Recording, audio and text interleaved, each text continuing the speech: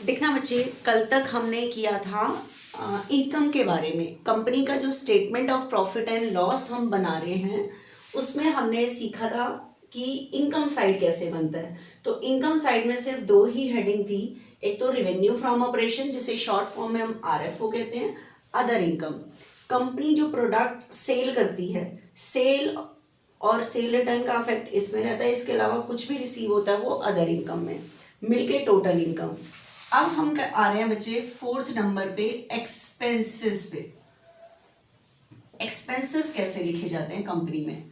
Expenses के लिए बच्चे 7 हेडिंग्स बनती हैं टोटल, 1 2 3 4 5 6 7, टोटल 7 हेडिंग्स हैं। सब हेडिंग इसके अंदर नहीं है, हेडिंग्स में लिखा जाता है सारी चीजें। तो देखना, सबसे पहले कॉस्ट ऑफ मटेरियल कंज्यूम, ये आता है। अब एक चीज बताओ, कॉस्ट ऑफ मटेरियल कंज्यूम का मीनिंग क्या है? यहाँ पे वो चीज आपने ध्यान से समझनी है कि कॉस्ट ऑफ मटेरियल कंज्यूम का मीनिंग क्या है। कॉस्ट ऑफ मटेरियल कंज्यूम का मीनिंग है कॉस्ट ऑफ, एक तो 1 मार्क का क्वेश्चन बन सकता है यहाँ पे, what is the meaning of cost of material consume. ये 1.39 पेज पे इलास्ट्रेशन 29 के नीचे कॉस्ट ऑफ मटेरियल कंज्यूम का मीनिंग दिया हुआ है कि cost of material consume means cost of raw material, cost of raw material which are used for manufacturing the goods।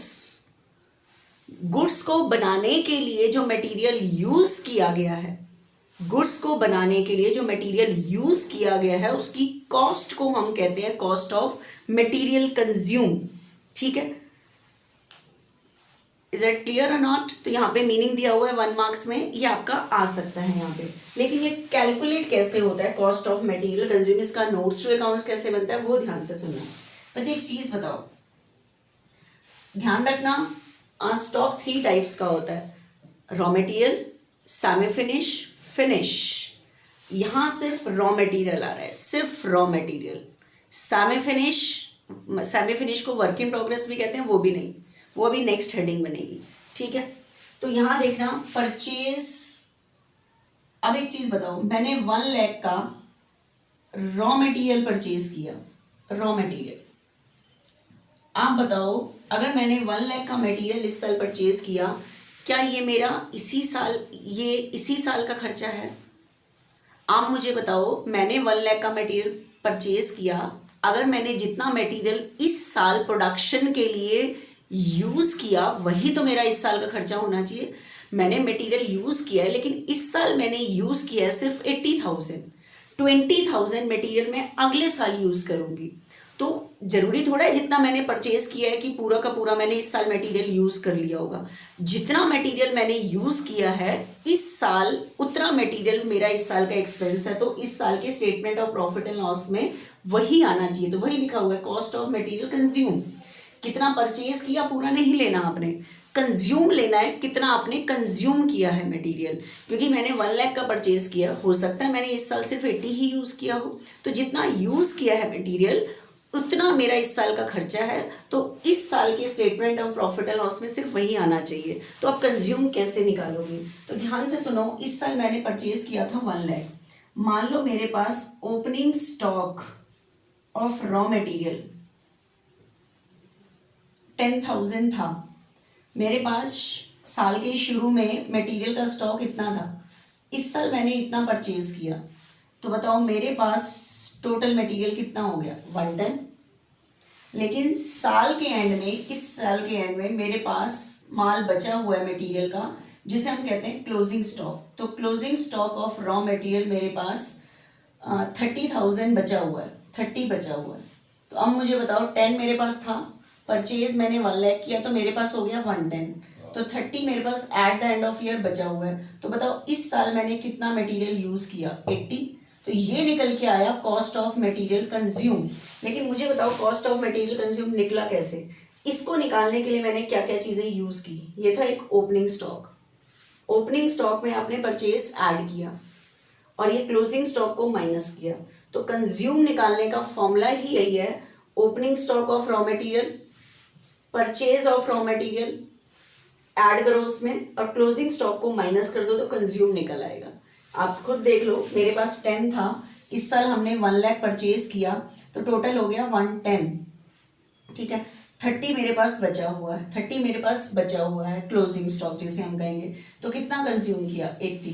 तो ये कंज्यूम कैसे निकला बच्चे, ओपनिंग स्टॉक में परचेज ऐड किया और क्लोजिंग स्टॉक क्या किया माइनस, तो कंज्यूम निकलेगा। तो ये नोट्स टू अकाउंट्स में ये चीजें यूज करके हम कंज्यूम निकालते हैं, तब यहाँ लिखते हैं, ठीक है। लेकिन ध्यान रखना, अगर मान लो परचेज मैंने 1 लाख का किया और 10 वापस कर दिया, तो परचेज में से परचेज रिटर्न लेस कर दोगे, क्योंकि अगर मान लो मैंने 1 लाख का परचेज किया और 10 वापस कर दिया तो एक्चुअल परचेज कितनी आएगी 90।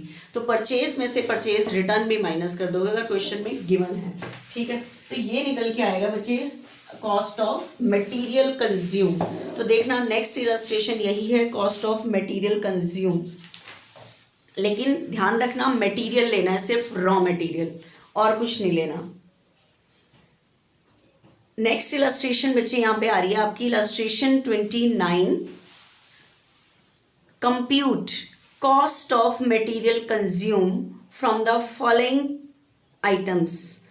आपको कुछ दिया हुआ है, कॉस्ट ऑफ मटेरियल कंज्यूम निकालना है। तो एक बार देखो, न्यू बुक खोल के बैठना। इन्वेंट्री ऑफ मटेरियल ऑन 1 अप्रैल 2017।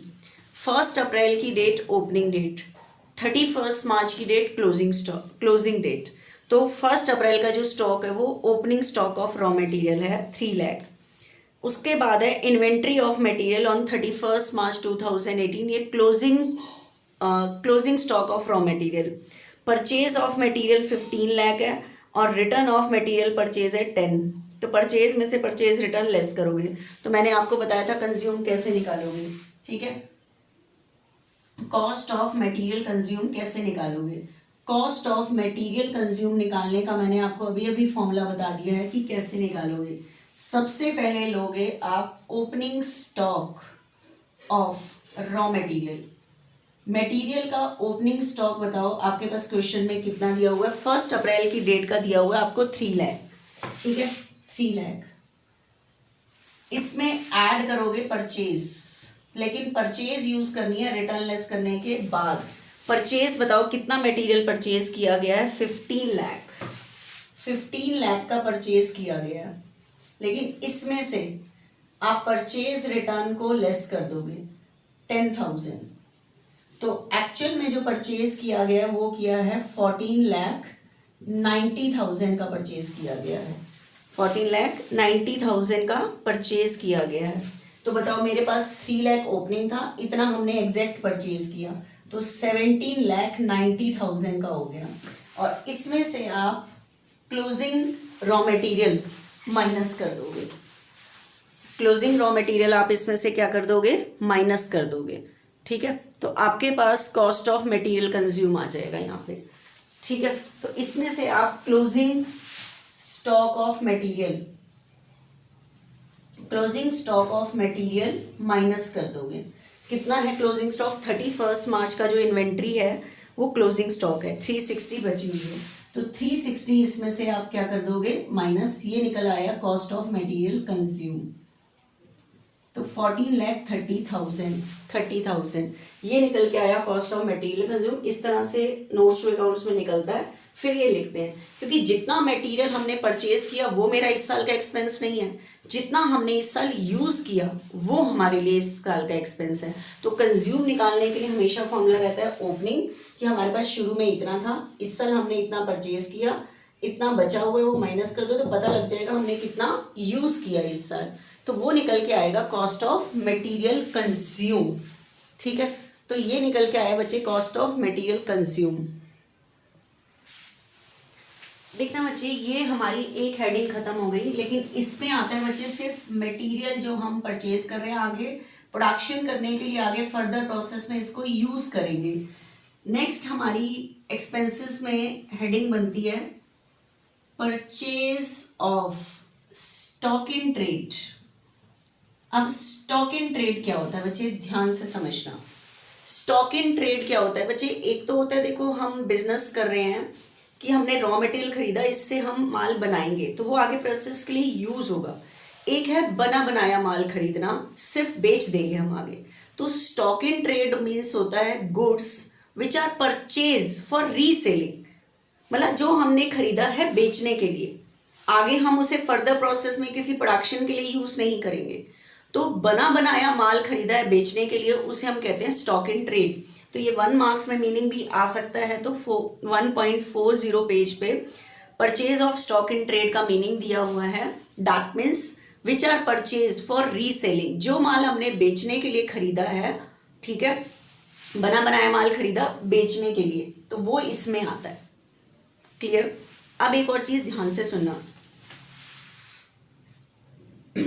जैसे बच्चे हम चेयर्स का बिजनेस कर रहे हैं, मैंने 100 चेयर्स खरीदी, आप बताओ 100 चेयर्स मैंने, जैसे यहाँ पे मैंने कहा था जितना हमने मटेरियल परचेज किया, जितना मटेरियल हमने परचेज किया तो पूरा इस साल का एक्सपेंसेस नहीं होना चाहिए, उसमें मैंने ओपनिंग और क्लोजिंग का कुछ अफेक्ट दिखाया, कंज्यूम निकाला। उसी तरह से देखो, अगर हम या तो हम रॉ मटेरियल खरीदेंगे या बना बनाया, एक ही चीज हो सकती है। तो ये हो गई मैन्युफैक्चर, मतलब जो प्रोडक्शन कर रही होती है उन कंपनी के लिए, जो बना बनाया माल कर रही होती है वो इसमें रखती हैं अपने माल को, ठीक है। जैसे मैंने 100 चेयर्स खरीदी, आप मुझे बताओ मैंने अगर 100 चेयर्स खरीदी, जितनी मैंने चेयर्स खरीदी क्या वो मेरा इस साल का एक्सपेंसेस होना चाहिए? नहीं। किस लिए? आप देखो, मुझे प्रॉफिट निकालना है, ये इनकम साइड है, ये एक्सपेंस साइड है। मान लो मैंने इस साल चेयर्स खरीदी थी 80, लेकिन बिकी मेरी 80 चेयर्स, 20 चेयर्स नहीं बिकी, वो अगले साल बिकेंगी। अगले साल बिकेंगी तो उनका जो परचेज का एक्सपेंसेस है अगले साल के प्रॉफिट एंड लॉस में आनी चाहिए। अगर इस साल 80 चेयर्स बिकी हैं तो मेरे पास भी यहाँ 80 चेयर की कॉस्ट होनी चाहिए, तभी प्रॉफिट सही निकलेगा। 80 चेयर के सेलिंग प्राइस में से मैं 80 चेयर की कॉस्ट लेस करूंगी, तभी तो मेरे पास प्रॉफिट सही आएगा। मैंने खरीदी 80 चेयर्स, 100 थी, बेच हम अभी 80 रहे हैं। तो कहने का मतलब है जितनी चेयर्स परचेज की पूरा मेरा इस साल का एक्सपेंसेस नहीं होगा। कंज्यूम मतलब जितनी इस साल यूज हुई है, मतलब जितनी इस साल बिकी हैं, उनको खरीदने में कितना खर्चा आया है वो लेना है मुझे यहाँ पे, ठीक है। तो purchase of stock in trade नहीं, कंज्यूम आना चाहिए, ठीक है। तो लेकिन आप बताओ यहाँ तो वर्ड कंज्यूम नहीं है, ये तो परचेज है। तो अब कंज्यूम निकालने के लिए देखना, मैं एक तीसरी हेडिंग बना रही हूं, change in inventory. Change in inventory. अब आप कहोगे चेंज इन इन्वेंट्री क्या होता है? चेंज इन इन्वेंट्री का मीनिंग होता है opening inventory minus closing inventory. Opening inventory minus closing inventory. Change in inventory का मीनिंग होता है opening inventory minus closing inventory होता है। इसकी हेल्प से मैं कंज्यूम निकाल सकती हूं, ठीक है। कंज्यूम निकालने का मैंने आपको फॉर्मूला बताया है मटेरियल वाले में, opening plus purchase minus closing बताया। अब बताओ मैंने 100 चेयर्स खरीदी, कितनी चेयर्स खरीदी? 100, लेकिन जितनी मैंने परचेज की हैं वो मेरा इस साल का एक्सपेंस नहीं है। जितनी मैंने इस साल बेची हैं वो उतनी ही, मतलब मैंने कंज्यूम किया तो उतनी आनी चाहिए, चेयर कंज्यूम आनी चाहिए, ठीक है। तो कंज्यूम कैसे निकालूंगी? मान लो मेरे पास ओपनिंग स्टॉक था चेयर्स का, बने बनाए माल का 10 था, परचेज मैंने 100 की, तो बताओ टोटल कितनी होगी? 110। लेकिन साल के एंड में क्लोजिंग स्टॉक बचा हुआ है 30, तो बताओ इस साल कितनी चेयर्स यूज हुई है? 80। तो ये 80 कंज्यूम कैसे निकाला मैंने? परचेज में ओपनिंग ऐड किया और क्लोजिंग माइनस किया, तब जाके आया। लेकिन इस टाइम आपकी कंज्यूम हेडिंग नहीं है, स्टॉक इन ट्रेड की परचेज है। तो अब ध्यान से देखना, इसकी उससे मैं कैसे निकालती हूँ। आप मुझे बताओ परचेज ऑफ चेयर्स कितना है? 100। परचेज ऑफ चेयर 100 है। उसके बाद दूसरी हेडिंग मैंने बताई change in inventory. Change in inventory का मीनिंग मैंने क्या निकाला है? Opening minus closing. तो आप यहाँ पे देखो ओपनिंग कितना है? 10। ध्यान से देखना, दूसरा परचेज और दूसरा change in inventory. Change in inventory का मीनिंग क्या है? Opening inventory minus closing inventory. Opening inventory 1 कितनी है? 10। क्लोजिंग कितनी है 30, तो बताओ रिजल्ट कितना आएगा, 10 माइनस 20 कितना आया 20। तो देखो कंज्यूम कितना निकल के आया, 80 निकल के आया या नहीं निकल के आया। ठीक है, तो वही तो मैं कंज्यूम वाला ही तो फॉर्मूला यूज कर रही हूँ बच्चे, यहाँ पे ये कंज्यूम वाला ही फॉर्मूला यूज हो रहा है। आप ध्यान से अगर देखो तो कंज्यूम वाला ही तो फॉर्मूला यूज किया है। यहाँ मैंने पूरा यूज कर लिया था cost of material consume opening plus purchase minus closing, लेकिन बने बनाए माल के लिए हेडिंग बनी हुई है परचेज, तो जितना हमने परचेज किया 100 यहाँ आएगा, लेकिन चेंज इन इन्वेंट्री 10 माइनस 30 करके जब हम इसको एडजस्ट करेंगे तो कंज्यूम 80 ही आ जाएगा। ठीक है, तो ये मिलके कंज्यूम ही बना रहा है, क्योंकि कॉस्ट ऑफ मटेरियल कंज्यूम का फॉर्मूला है opening plus purchase minus closing. तो देखना एक बारी, opening plus purchase minus closing, अगर मैं ये मिलके कंज्यूम बनाता है वो चीज इकट्ठे आ गई। अगर मैं परचेज को अलग कर दूं और opening minus closing, opening minus closing, ये बनता है चेंज इन इन्वेंट्री। अगर मैं इसको बनाऊं, बनेगा तो कंज्यूम ही तो निकल के आएगा। तो जो बना बनाया माल होता है उसके लिए कंज्यूम निकालने के लिए दो हेडिंग है, एक तो परचेज, जितना आपने बना बनाया माल खरीदा है वो यहाँ आएगा, लेकिन जो कंज्यूम निकालने के लिए आप फॉर्मूले में ओपनिंग और ओपनिंग ऐड करते हो और क्लोजिंग माइनस करते हो, तो बचा क्या, ओपनिंग माइनस क्लोजिंग, तो वो चेंज इन इन्वेंट्री में आ जाता है। ठीक है, लेकिन ध्यान रखना यहाँ तो सिर्फ मटेरियल आता है, यहाँ आता है बना बनाया माल, लेकिन ओपनिंग और क्लोजिंग का मटेरियल वाला जो गुड्स है वो यहाँ आएगा। लेकिन आपको पता है goods work in semi finish भी होता है, फिनिश भी होता है, स्टॉक इन ट्रेड भी होता है। तो वो आपका जितना भी स्टॉक है, बेशक से वो ओपनिंग स्टॉक है, बेशक से वो क्लोजिंग स्टॉक है, वो सारा आपका यहाँ पे आएगा चेंज इन इन्वेंट्री में। यहाँ सिर्फ मटेरियल आएगा, लेकिन अगर आपको work in progress, semi finish, work in progress, finish goods, stock in trade, किसी का भी स्टॉक दिया हुआ है वो सारा चेंज इन इन्वेंट्री में आएगा। यहां सिर्फ रॉ मटेरियल का होना चाहिए। ठीक है, आपके पास जो ओपनिंग और क्लोजिंग दिया है, बेशक से वो वर्क इन प्रोग्रेस का दिया हुआ है, सेमी फिनिश का दिया हुआ है, स्टॉक इन ट्रेड का दिया हुआ है, वो सारा चेंज इन इन्वेंट्री में आएगा ओपनिंग माइनस क्लोजिंग करके। ठीक है, वो सारा इसमें रहेगा। क्लियर, इसमें सिर्फ मटेरियल रहता है, work in progress, semi finish, stock in trade, finish goods, सारा कुछ इसमें रहेगा। तो 3 हेडिंग मैंने आपको बता दिया। अब इसका हम सम करते हैं, देखना। नेक्स्ट इलस्ट्रेशन करते हैं 32।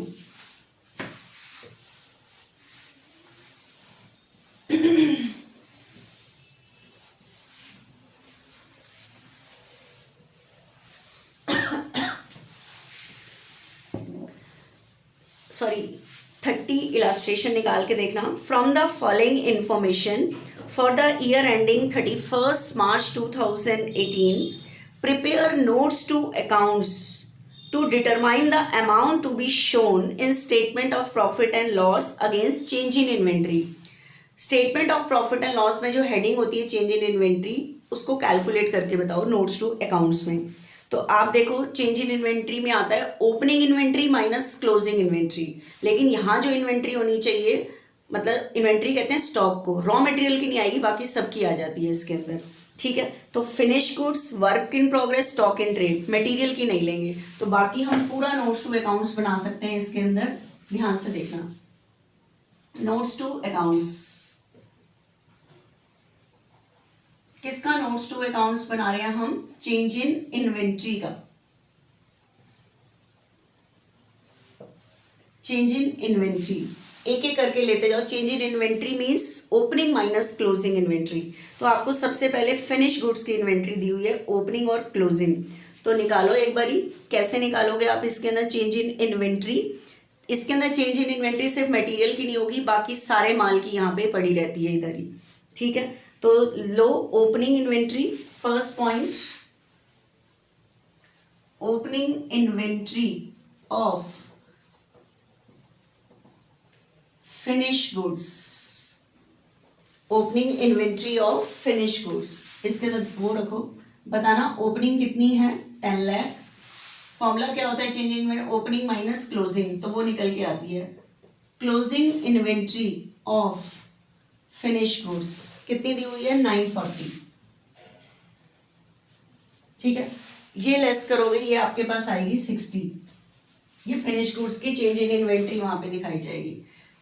फिर दी हुई है बच्चे वर्क इन प्रोग्रेस, तो opening inventory of work in progress less closing inventory of work in progress. देखना कितनी दी हुई है 5 लाख, और ये माइनस करनी है 6 लाख, माइनस के लिए ब्रैकेट लगाया करो, तो आपका रिजल्ट निकल के आएगा 1 लाख माइनस में, माइनस मत लगाना ब्रैकेट ही लगाना बस 1 लाख। उसके बाद सी स्टॉक इन ट्रेड की भी इन्वेंट्री, क्योंकि जो मटेरियल की ओपनिंग क्लोजिंग है वो कॉस्ट ऑफ मटेरियल कंज्यूम के टाइम ही लिखी जा चुकी है वो इन्वेंट्री, क्योंकि वहाँ वर्ड यूज़ किया था परचेज ऑफ मटेरियल नहीं किया था, कॉस्ट ऑफ मटेरियल कंज्यूम किया था। कंज्यूम नोट्स टू अकाउंट्स में निकल गया था, परचेज में ओपनिंग ऐड की थी, क्लोजिंग लेस की थी। लेकिन स्टॉक इन ट्रेड के केस में हमने परचेज के लिए अलग बनाई थी, ओपनिंग क्लोजिंग के माइनस करने के लिए वो चेंज इन इन्वेंट्री हेडिंग बनी हुई है, तो बाकी बचे स्टॉक की इन्वेंट्री वो यहाँ पे पड़ी रहती है कंज्यूम निकालने के लिए, ठीक है। तो स्टॉक इन ट्रेड, तो opening inventory of stock in trade, opening inventory of stock in trade कितनी दी हुई है 8 लाख, और इसमें से आप क्लोजिंग माइनस करोगे less closing inventory of stock in trade कितनी दी हुई है आपको 730, 730 इसमें से माइनस कर दो, ठीक है। तो ये आपके पास निकल के आएगी 70, ठीक है। तो आपके पास रिजल्ट निकल के आया बच्चे 30, ये निकल के आया चेंज इन इन्वेंट्री। तो जो आप दिखाओगे ना, मतलब change in inventory opening minus closing करके सारी इन्वेंट्री, तो मटेरियल वाली कॉस्ट ऑफ मटेरियल कंज्यूम में पड़ी रहती है, उसके बाद stock in trade, finish, work in progress, सारी इन्वेंट्री इस नाम से इस हेडिंग में पड़ी रहती हैं, ठीक है। 30 ये दिखाया जाएगा चेंज इन इन्वेंट्री में, क्लियर। उसके बाद बच्चे नेक्स्ट इलस्ट्रेशन हमारी आ रही है यहाँ पे, नेक्स्ट इलस्ट्रेशन है हमारी यहाँ पे 31 में कह रहा है compute cost of material consume, first heading निकालने को कह रहा है। मटेरियल कंज्यूम में सिर्फ मटेरियल आता है, तो देखना आपको ओपनिंग इन्वेंट्री दी हुई है मटेरियल की और वर्क इन प्रोग्रेस की, परचेज ऑफ मटेरियल दिया हुआ है, क्लोजिंग इन्वेंट्री मटेरियल की और वर्क इन प्रोग्रेस की। आपको पता है कॉस्ट ऑफ मटेरियल कंज्यूम के लिए सिर्फ मटेरियल यूज करते हैं, तो आप इसके अंदर सिर्फ ओपनिंग इन्वेंट्री मटेरियल की लोगे, उसमें मटेरियल का परचेज ऐड करोगे और मटेरियल का ही क्लोजिंग लेस करोगे, क्योंकि वर्क इन प्रोग्रेस वाली इन्वेंट्री आती है चेंज इन इन्वेंट्री में। ये फर्स्ट हेडिंग निकालने को कह रहा है कॉस्ट ऑफ मटेरियल कंज्यूम, तो मेरी ख्याल से 31 भी हो जाएगा आसानी से, ठीक है। उसके बाद बच्चे मैंने आपको 3 हेडिंग बता दी हैं, उसके बाद नेक्स्ट जो हेडिंग्स हैं 7 है टोटल, 3 करा दी हैं, वो अभी हम नेक्स्ट लेक्चर में करेंगे, ठीक है।